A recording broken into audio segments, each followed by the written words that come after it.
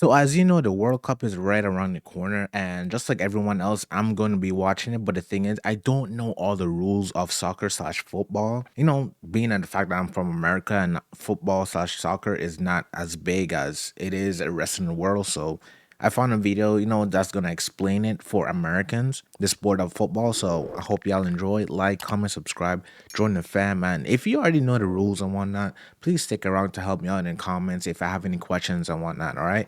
But anyways, that's enough said. Let's get it.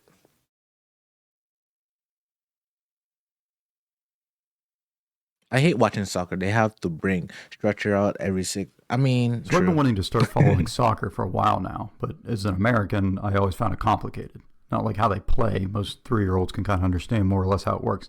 I just mean how everything kind of works in Europe. I would follow the World Cup and I'd root for the United States if they made it. And then I'd root for Iceland because clearly they've all been practicing that clapping and they're really good at it. But it only happens once every 4 years. So I turn on my TV and it would be like a random game like Parma versus Bologna. And first I'd make sure that I wasn't watching the Food Network, but then I had no frame of reference for this game. Like, are these teams good? Is this a big game? Which one of these guys is Pele? I didn't know.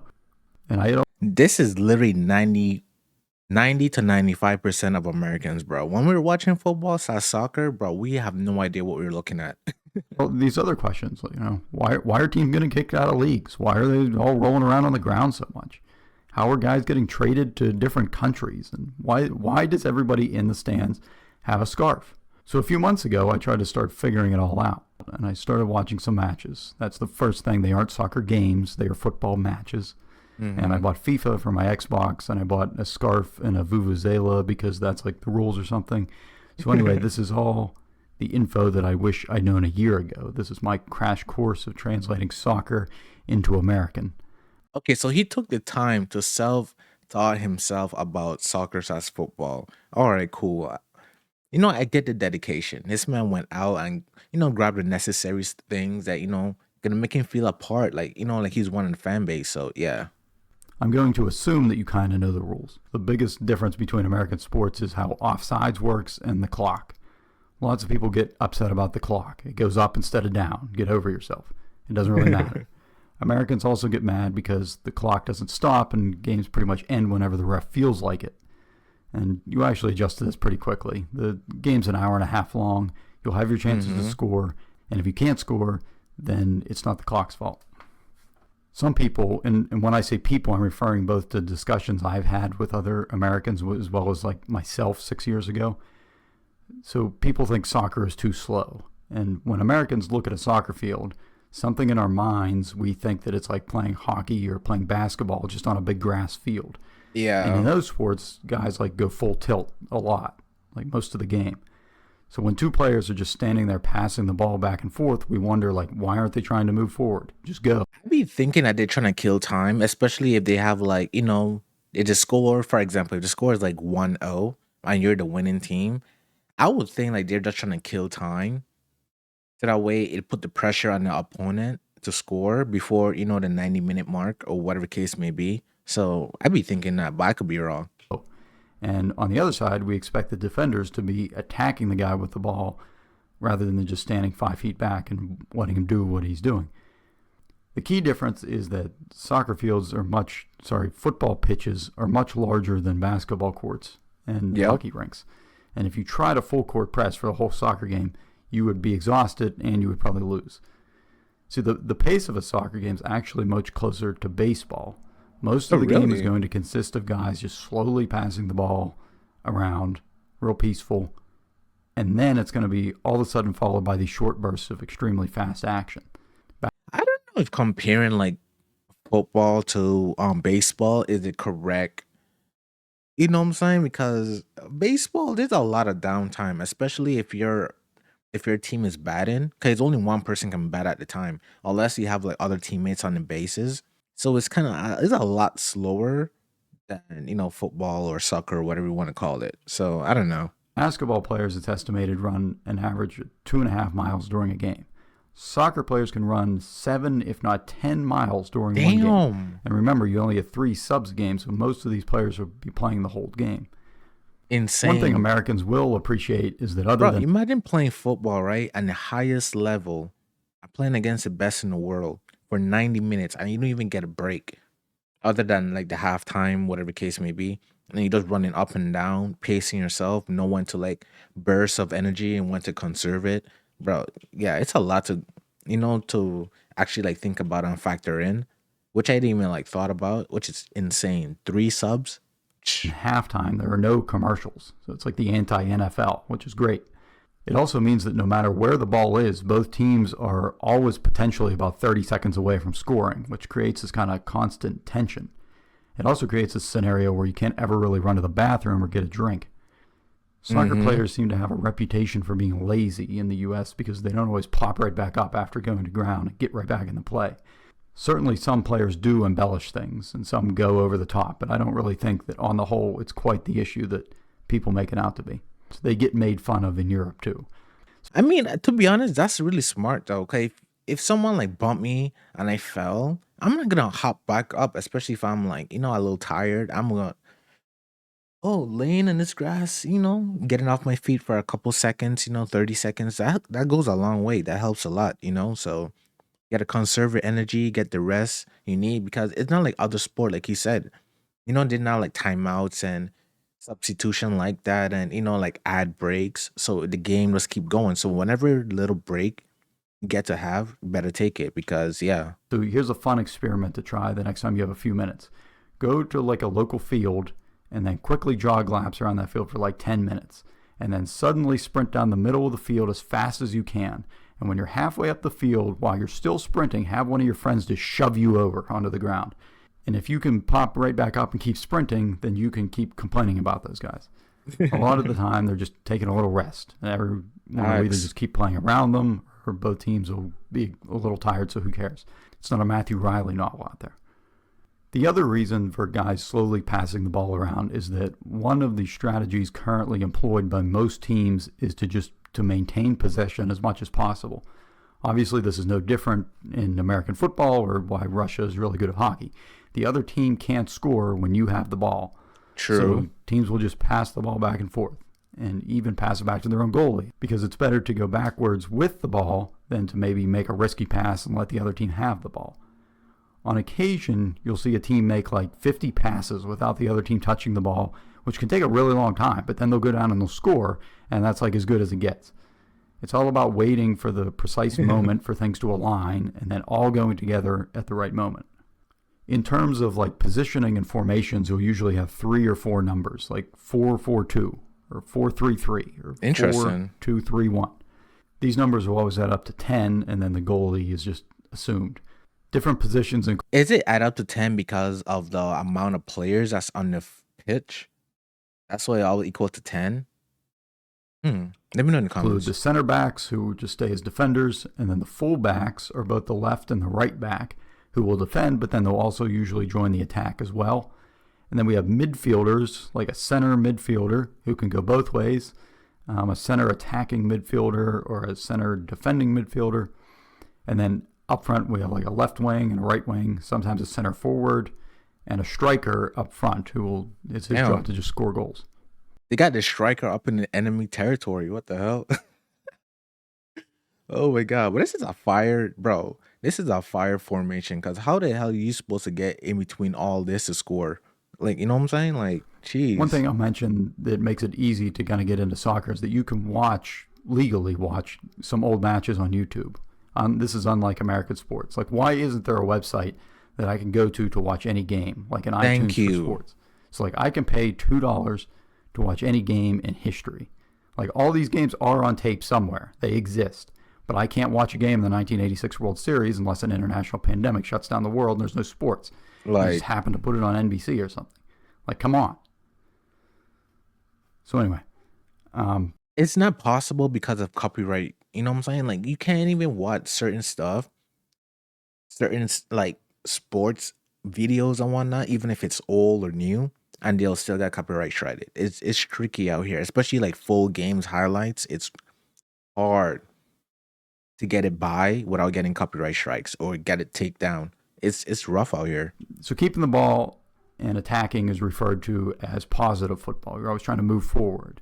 This is what most teams do. This is what people like to watch a little more. It's kind of exciting. It's more exciting to watch that way. But of course, there's always a yin to the yang. So the yin is this guy named Jose Mourinho. And he basically says, I don't want the ball. I'm going to stand back with my players in front of my goal, and you're not going to score. And then every once in a while, when you're falling asleep and all your players are up in my zone, we're going to steal the ball and we're going to run down and score, which sounds a little bit risky, except that it actually does work if you do it well. Jose's considered one of the best managers there is, and he has the trophies to back it up. He's won plenty of big tournaments with teams that I'm told if you tried to have that team keep the ball the whole time, like most coaches would, they would have been destroyed. They were too old and they just would have got worn out and wiped out. But So the general manager is who's speaking about like the coach's strategy and like like talking his shit, whatever, right? Because what I was gonna ask is the manager and the coach the same person? Because there's no way the manager is out here talking about the coach's strategy and whatnot. Like, like, bro, you take it basically like you taking credit for someone else's work, bro. Like, come on. then I'm told if you tried to have that team keep the ball the whole time, like most coaches would, they would have been destroyed. They were too old and they just would have got worn out and wiped out. But by playing this negative defensive strategy, they were able to win. And despite this, teams that employ this strategy seem to get a bad rap for playing negative as opposed to positive football, because keeping the ball seems to be the in thing right now. So obviously there's more thought that goes into it than I've described here. Like Diego Simeone and Atletico Madrid has been using this negative strategy for years, and they've been successful with it. On the flip side, the guys who've risen to the top playing possession football are also widely sought after. Two of the most well-known coaches right now are Jurgen Klopp and Pep Guardiola. And I highly recommend watching the series All or Nothing about Manchester City on Amazon Prime. It's about Guardiola's team a few years ago. And it's quite clear from interviews with these guys that they're quite thoughtful and well-traveled. I couldn't name a single baseball manager who can speak 3 languages. Damn. So speaking of Manchester City, they play... So they're like that though? Jeez. All right. It is 2 known coaches that does go do the opposite of everyone else and is actually successful. It kind of reminds me of like basketball when I have like what's that one coach named Phil Jackson? Phil? Bro, that man with his triangle offense is deadly. So I'm guessing like it's almost equivalent to that, I guess. play in England. There are 4 main football countries in Europe. There's England, Spain, Germany, and Italy. England has the Premier League, Spain has La Liga, Germany has the Bundesliga, and Italy has Serie A. So to take one country, they're all the same, but to take one country, England, the Premier League consists of 20 teams. Every team plays every other team, once at home and once away. And these leagues don't have playoffs. You get 3 points for a win, 1 for a tie. The team with the most points at the end of the season wins. And this can and has come down to the final day of the season before. So you can get a tie when it comes to football games. So it doesn't like every time they go to the kickoff. I thought there's like a tie even after like the 90-minute mark or whatever. I thought they usually have like the kickoff to see, to get like a winner. I didn't know they actually it's like, okay, the game's tied, it's tied, whatever. Just end it. I thought they actually go to kickoff all the time. In the U.S., our leagues pretty much have the same teams every year. So if you suck, and even if you start to lose on purpose, you actually get rewarded with the top draft pick the next year. If you finish in last place in one of these leagues, they literally kick you out of the league. No way. They're doing the same thing they do in the NBA to soccer in America. There's no way they're rewarding the losing team with the top picks. This is the issue, bro, we have in sports in America. Because it's a big deal when it came to the point where even the NBA commissioner came out and said like, hey, we got to they figure out a way to help with the tanking issues. Because if you have a shit team and you want like a really high pick, like he just gonna tank.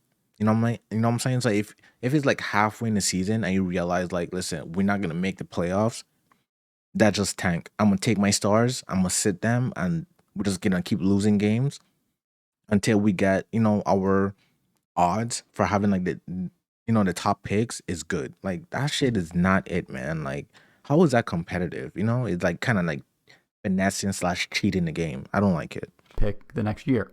If you finish in last place in one of these leagues, they literally kick you out of the league. But they call it How it should be. relegation because that's a nicer sounding word. Before we keep going, here's a quick aside on the MLS. Major League Soccer is the top league in the United States. It's different in many ways than the European leagues. There's no relegation, so the teams do stay the same from year to year, and there is a salary cap. Talent-wise, I guess globally speaking, it seems to be an okay league, but certainly not on par with any of the European leagues. Oh yeah, facts. So under the Premier League, which is at the top, under them is a league called the English Football League Championship.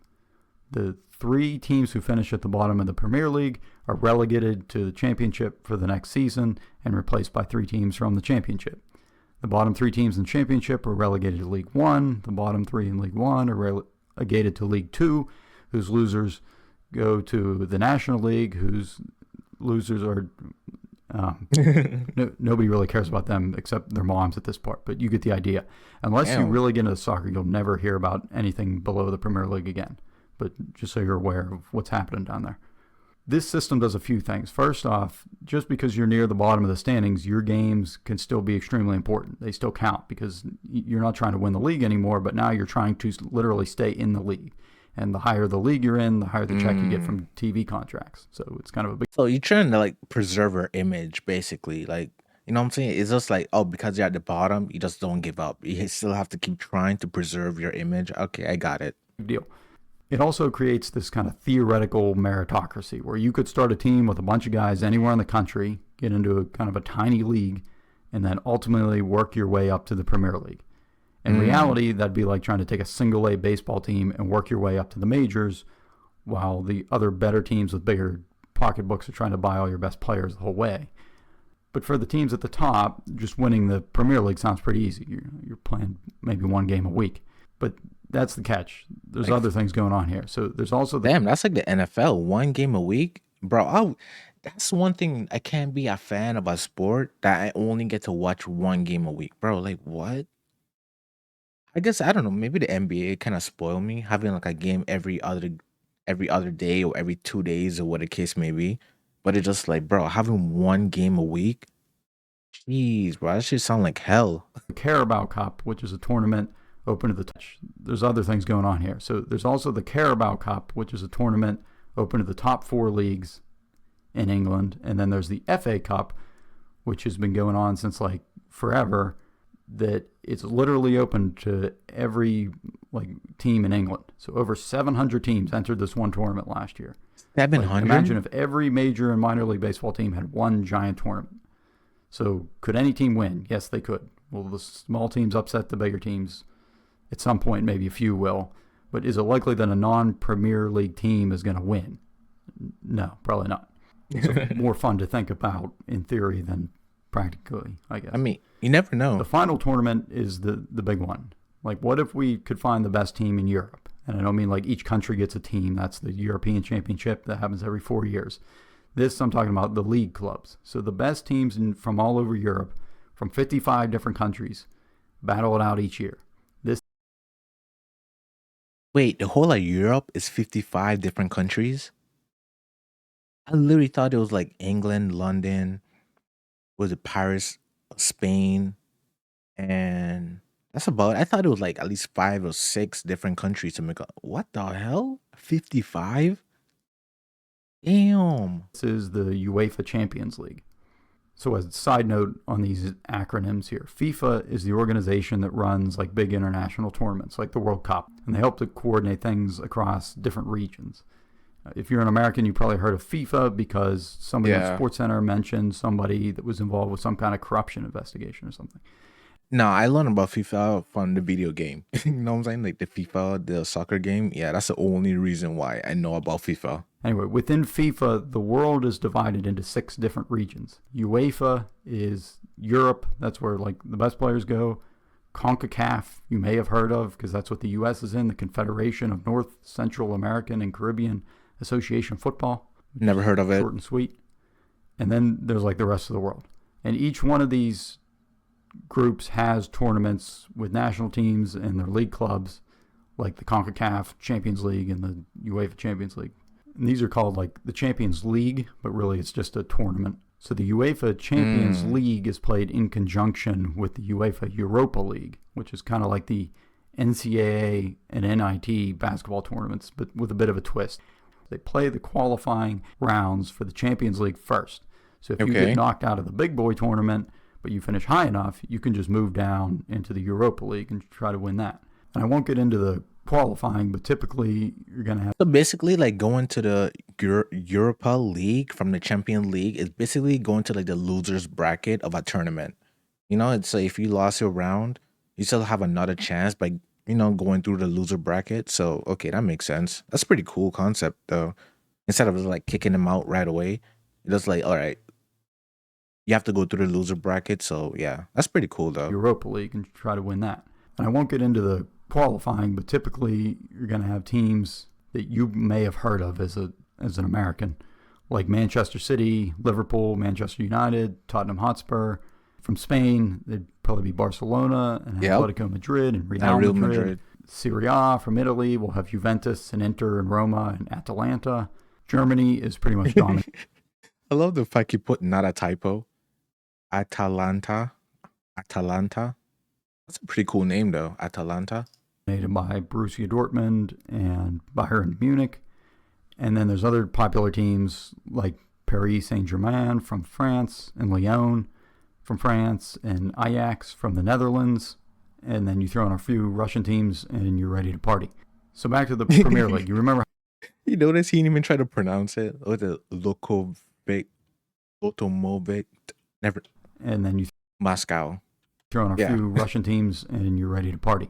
So back to the Premier League. You remember how your team's playing that kind of standard 38-game schedule. So now, also at the same time, you're competing in the Premier League, the Carabao Cup, the FA Cup, and the Champions League.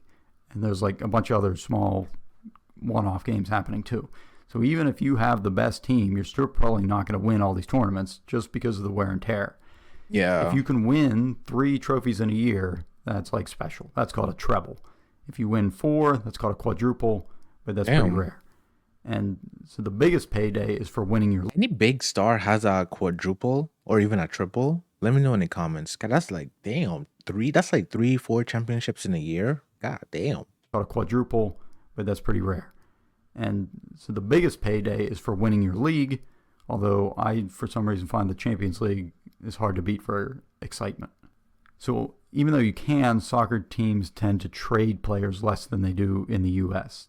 Rather, teams will just buy players from their current club. So a contract is going to include your salary, obviously, but also something called a release clause, which is a fee that would go to the current club for that player.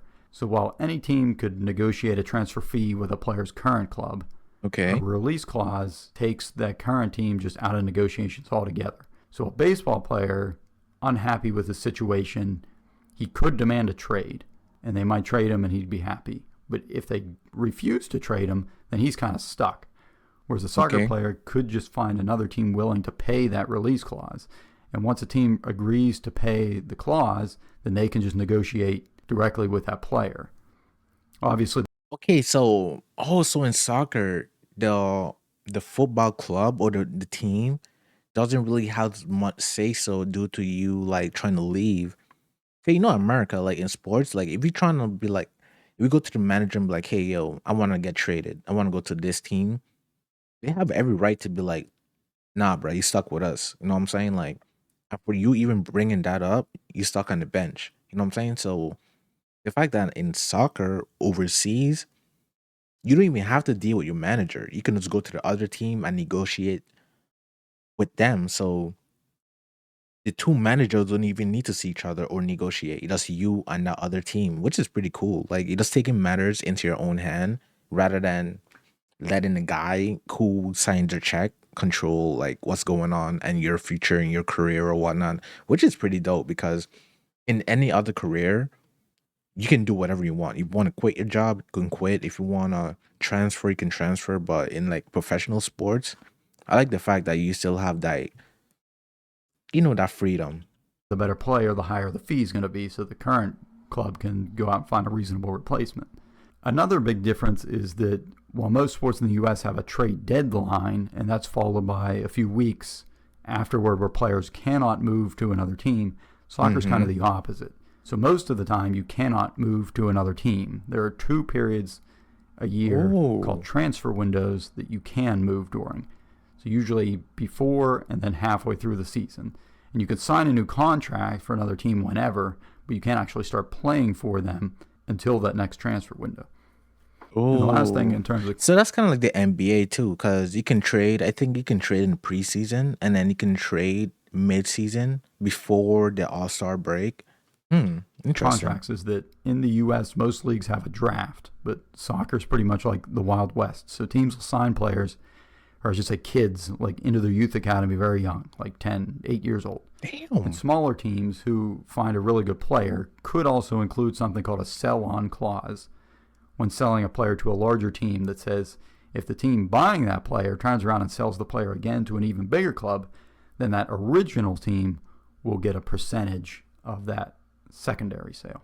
All Hmm. right, so if you're still here at this point, you probably want more. So what's next?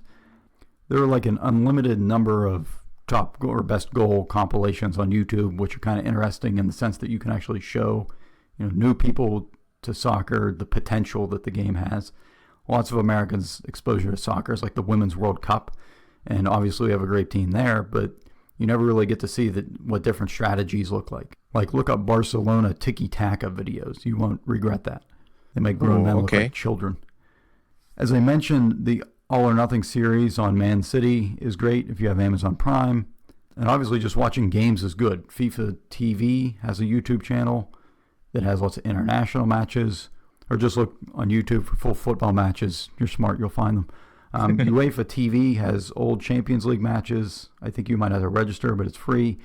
You'll probably want to follow BR's football channel on YouTube. They have a lot of good stuff, Okay. including this very funny series called The Champions, which I'd probably wait a little bit until you learn a little more about the top players before watching that. One place I always turn to when trying to learn a new sport is video games. So X. FIFA would probably help. Although the big caveat there is that it has horrible reviews. That said, if you're just trying to learn the rules, like basic tactics and which players are on which teams and who plays where, I would say it's been pretty helpful for me. Most of the negativity toward the game is for the online, the FIFA Ultimate Team mode, where you end up paying for players for your team. But if you just avoid that and then like stick to playing against the AI, then you Yeah. should be okay. I mean, to be honest, you can't really please people, so a lot of the time the reviews ain't really much unless it's like a product. But if it's like something, because a lot of the opinions are pretty much objective. It's just like what you like, as a person. It's just like you can't really tend to other people's opinion about certain things without you experiencing it for yourself. Because like you might like this and that other person might not, or they might like it and you might not. So like you have to try it out for yourself rather than just rely on people like reviews and whatnot. The only thing I hesitate to do is play as Barcelona because you could control Leo Messi, and like, who am I to tell God what to do? So I usually avoid that Oh my god, bro. So okay, he's a Messi fan. Got it. part.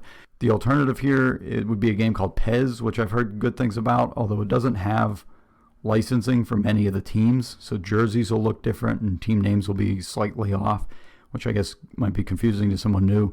And I think FIFA's player faces are a bit more recognizable too.